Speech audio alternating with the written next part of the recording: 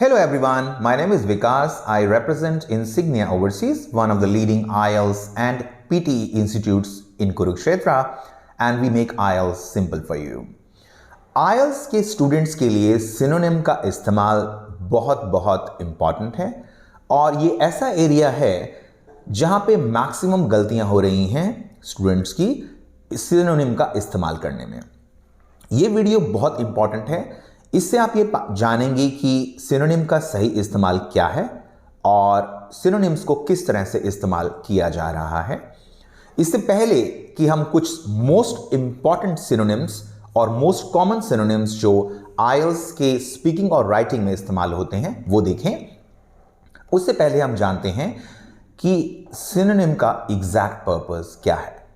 देखिए, सिनोनिम का मतलब ही है कि वो वर्ड जो किसी भी वर्ड के से सिमिलर हो, किसी भी वर्ड का सिमिलर मीनिंग बताए, उसको सिनोनिम बोलते हैं। किसी भी वर्ड के 8, 7, 6 सिनोनिम्स क्यों हैं, हमें यह समझना है कि सिनोनिम्स का पर्पस डेफिनेटली ये है कि हालांकि वो मेन वर्ड के क्लोज हैं पर उनका इस्तेमाल अलग अलग है। अगर उनका इस्तेमाल भी सेम होता तो एक वर्ड के 6, 7, 8, 10 सिनोनिम्स नहीं होते। और आईएलटीएस में एम्फेसाइज किया जाता है कि स्टूडेंट्स सिनोनिम्स का इस्तेमाल करें, जो कि गलत नहीं है। सिनोनिम्स का इस्तेमाल बहुत जरूरी है, बट सिनोनिम्स का राइट इस्तेमाल भी बहुत जरूरी है। अगर हम देखें, आप एक सिंपल वर्ड ले लीजिए जो आईएलटीएस जो नहीं भी कर रहे उनके लिए भी इंपॉर्टेंट है, कंट्री और नेशन। आप ये पाएंगे कि अक्सर लोग कंट्री और नेशन, जो कि बहुत क्लोज वर्ड्स हैं, इनका इस्तेमाल करते हैं। बट अगर आप सिनोनिम पर जाएं और राइट यूज देखें तो आप पाएंगे कि कंट्री और नेशन भी डिफरेंट सेंस में इस्तेमाल किया जाता है। आज हम ये भी जानेंगे कि कौन से ऐसे 8, 9, 10 वर्ड हैं जिसका सिनोनिम समझकर गलत इस्तेमाल हो रहा है। और आईएलटीएस के राइटिंग में स्पेशली आप ये समझिए कि अगर आप राइट सिनोनिम इस्तेमाल कर रहे हैं तो आपको बैंड मिलेंगे, और अगर ये रॉन्ग सिनोनिम है और सिर्फ सिनोनिम इस्तेमाल करने के लिए किया जा रहा है तो उस केस में इन सिनोनिम्स का कोई भी क्रेडिट आपको आपकी राइटिंग और स्पीकिंग में नहीं मिलेगा, बल्कि आपके एग्जामिनर को यह पता चलेगा कि यह स्क्रिप्टेड है, यह मेमोराइज्ड है और यह लर्न्ड वर्ड है। बहुत सारे ट्रेनर्स जब किसी वर्ड को सर्च करते हैं, वो गूगल या फिर किसी भी तरह की डिक्शनरी में जाके उनके सिमिलर मीनिंग ढूंढ लेते हैं, बिना यह समझे कि वो जो सिनोनिम उन्होंने ढूंढा वो एग्जैक्टली उस सिचुएशन में, उस सेंटेंस में फिट हो रहा है या नहीं हो रहा। सो 9 most commonly used and most important words for IELTS writing as well as speaking हम देखेंगे, और हम देखेंगे कि मेन कीवर्ड क्या है और उसका लूज सिनोनिम मतलब गलत इस्तेमाल, वो एग्जैक्टली सिनोनिम का रियल मतलब नहीं है बट इस्तेमाल किया जा रहा है, और क्लोज सिनोनिम जो कि एक्चुअली उसका सिनोनिम है और उसका इस्तेमाल किया जाना चाहिए। पहला वर्ड है इंपॉर्टेंट। राइटिंग में और स्पीकिंग में स्टूडेंट्स को हजारों जगह इंपॉर्टेंट लिखना पड़ता है। आप अपनी स्क्रीन पर ध्यान दीजिए, आप पाएंगे एक सेक्शन कह रहा है लूज कीवर्ड और दूसरा सेक्शन कह रहा है क्लोज सिनोनिम। लूज कीवर्ड मतलब उसका गलत इस्तेमाल, और क्लोज सिनोनिम मींस वो वर्ड जो इस्तेमाल किया जा सकता है उसको रिप्लेस करने के लिए। इंपॉर्टेंट एक वर्ड है। इंपॉर्टेंट की जगह अगर आप देखें तो बहुत सारे स्टूडेंट्स राइटिंग और स्पीकिंग में लिखते हैं obligatory, critical, supreme, dominant and prime, और हमें लगता है कि इंपॉर्टेंट के ये सब सिनोनिम हैं। और अगर आप गूगल पर जाएंगे और अगर आप कहीं डिक्शनरी या किसी और डॉक्यूमेंट से सर्च करेंगे तो आप पाएंगे कि सच में इंपॉर्टेंट के सिनोनिम्स ये दिखाता है।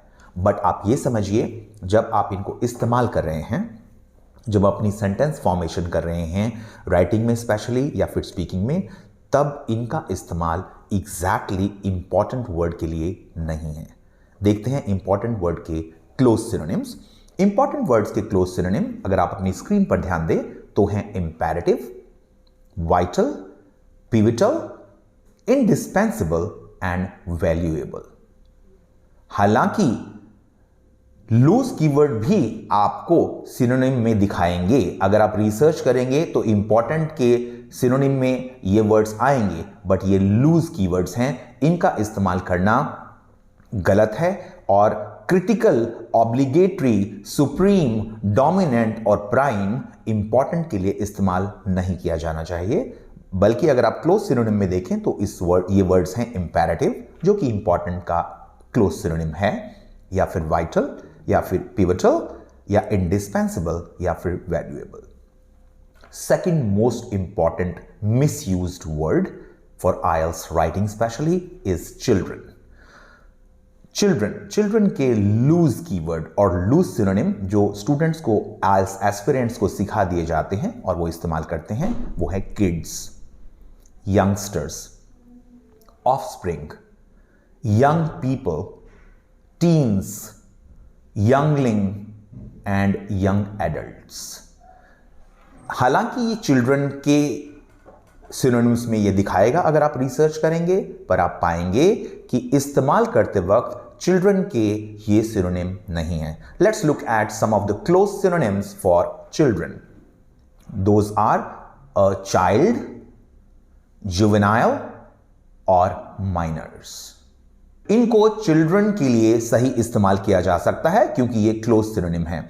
अगर आपको सिखाया जा रहा है कि चिल्ड्रन के सिनोनिम्स किड्स, यंगस्टर्स, ऑफस्प्रिंग अगर आप देखें तो यूजुअली किसी भी स्पीशीज से रिलेटेड, किसी भी जानवर, किसी भी एनिमल से रिलेटेड जो उनके बच्चे हैं उसके लिए ऑफस्प्रिंग इस्तेमाल होता है, ना कि ह्यूमन चाइल्ड के लिए। तो ये गलत है। Let's look at the most common another word, that is people. People के लिए IELTS कैंडिडेट्स लिख रहे हैं homo sapiens, residents, citizens, locals, natives, men, ones, peoples, masses. Masses is the most commonly misused word as a synonym, या फिर multitudes। आप ये देखिए कि हालांकि ये सिनोनिम्स आपको डिक्शनरी में या फिर गूगल पे सर्च करने पे मिलेंगे, बट सेंटेंस फॉर्मेशन में इनका पीपल राइट वर्ड नहीं है। अगर आप क्लोज सिनोनिम देखें पीपल के, जो कि हैं, या तो आप लिखें members of, individuals, members of the society, you can right they. बजाय गलत सिनोनिम इस्तेमाल करने के आप रेफर कर सकते हैं उनको दे, men and women, individuals, members of the society और the public, but you can not say homo sapiens for people. Homo sapiens is a very scientific term which should not and cannot be used for people. Let's look at another word. If you pay attention to your screen, another word is parents. When you look at parents, let's look at some of the loose keywords. Parents के लिए इस्तेमाल किया जाता है ancestors, creator, guardians, sire, mom and dad.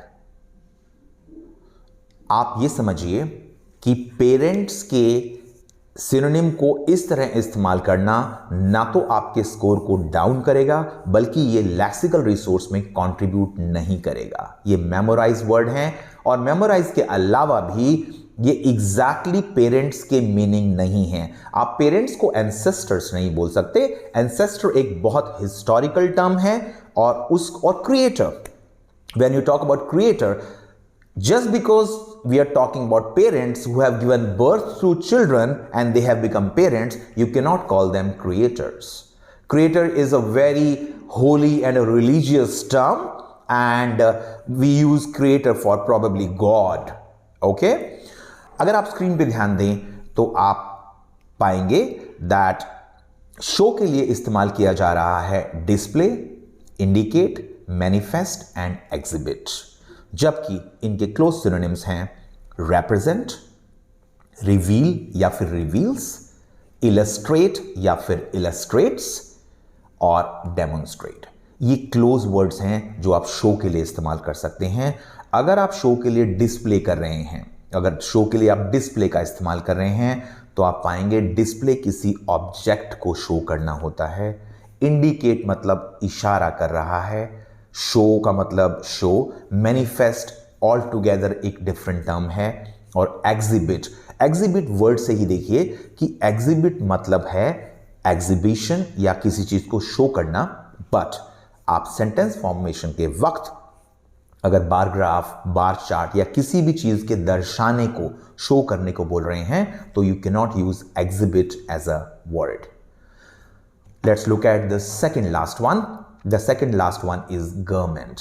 बहुत जगह IELTS के candidates को गवर्नमेंट का इस्तेमाल करना पड़ता है, और ना तो सिर्फ स्पीकिंग में बल्कि स्पेशली राइटिंग टास्क 2 में। गवर्नमेंट के लिए कुछ लूज कीवर्ड सिनोनिम्स जो इस्तेमाल कराए जाते हैं वो है लॉ, दूसरा है पॉलिटिक्स, एडमिनिस्ट्रेशन, एग्जीक्यूटिव और पावर। आप ये देखिए, लॉ, लॉ एक लीगल टर्म है। लॉ का गवर्नमेंट से कुछ लेना देना नहीं है। अगर आप लॉ यूज करें तो लॉ एक क्लोज सिनोनिम है जुडिशरी का, और जुडिशरी मतलब court work and legal work. You can not use law to replace government. Politics, politics all together एक डिफरेंट टर्म है। आप ये भी समझिए कि आपको सिनोनिम का इस्तेमाल जबरदस्ती नहीं करना है। आईएलटीएस ये कहता है कि सिंपल वर्ड्स को डिस्प्ले करके, सिंपल वर्ड्स को लिख कर भी आप अपना मीनिंग कन्वे कर सकते हैं, and it's not necessary that you should force synonyms everywhere. So let me come back and pay attention to your screen. The word is government and the wrong synonyms are law, politics, administration, executive and power. However, the close synonyms of government are maybe authority or authorities or regime. Regime can be called government. The last word for this video is students. Super common, super duper wrongly used, and most of the time doesn't display the real meaning of student. Let's look at some of the loose keywords for students. Undergraduate, junior, beginner, mentee, trainee. हालांकि जब आप students के synonym को Google पर या otherwise search करेंगे तो आपको ये वर्ड्स मिल जाएंगे, बट ये ज़रूरी नहीं कि ये हर जगह जहां आप स्टूडेंट्स लिखना चाहते हैं वहां पर फिट होंगे। So let's look at some of the words जो एक्चुअली फिट होंगे। स्टूडेंट्स के क्लोज सिनोनिम्स हैं प्यूपिल्स, लर्नर्स एंड स्कॉलर और scholars. If you go back and look at these words even on Google, if you look at their usage, you will be surprised and shocked that all this while you have been using these synonyms thinking that it is displaying your vocabulary. However, it is doing the opposite of it.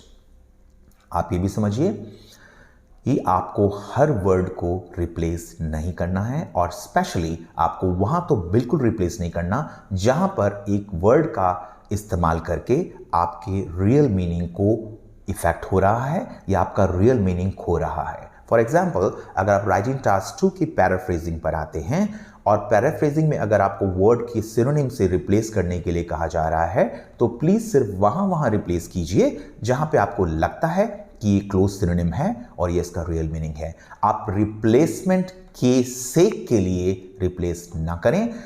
IELTS ये भी कहता है कि simple words, अगर आप simple vocabulary इस्तेमाल करते हैं और राइट वोकैबुलरी इस्तेमाल करते हैं तो मिनिमम आप 6.5 बैंड स्कोर तक फिर भी अचीव कर सकते हैं। At Insignia Overseas we make IELTS really simple for you. ये इतना कॉम्प्लिकेटेड नहीं है जितना बनाया जा रहा है, और इस वीडियो को पॉज और स्टॉप करके आप रियल सिनोनिम्स देखें, और प्लीज सिनोनिम का इस्तेमाल करने के लिए ना करें, सिर्फ इसलिए करें कि वो उस वर्ड का क्लोज सिनोनिम है। Thank you so much for watching. My name is Vikas. I represent Insignia Overseas. It is one of the leading IELTS and PTE institutes at Kurukshetra, and we make IELTS simple for you. Thank you.